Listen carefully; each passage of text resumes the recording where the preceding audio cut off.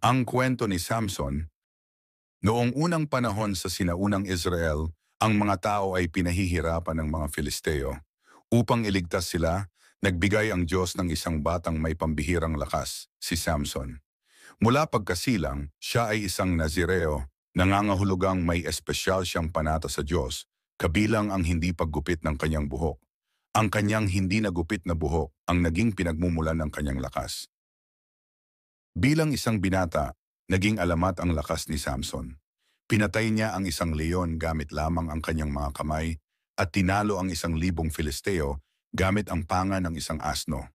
Paghuli ng 300 soro, pagtali sa kanilang mga buntot at pagsunog sa mga pananim ng mga Filisteo, sa kanyang mga gawa, siya ay itinuring na isang bayani, ngunit nagkaroon din siya ng maraming kaaway.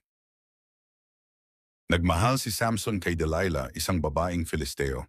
Binayaran siya ng mga Filisteo upang alamin ang sikreto ng kanyang lakas.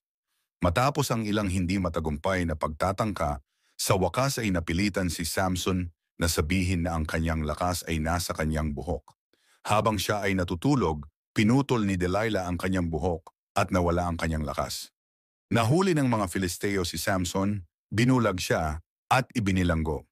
Ngunit habang siya ay nakakulong, muling tumubo ang kanyang buhok at unti-unting bumalik ang kanyang lakas. Sa isang malaking pista, dinala siya ng mga Filisteo upang libangin sila. Sa kanyang desperasyon, nanalangin si Samson sa Diyos na bigyan siya ng lakas sa huling pagkakataon.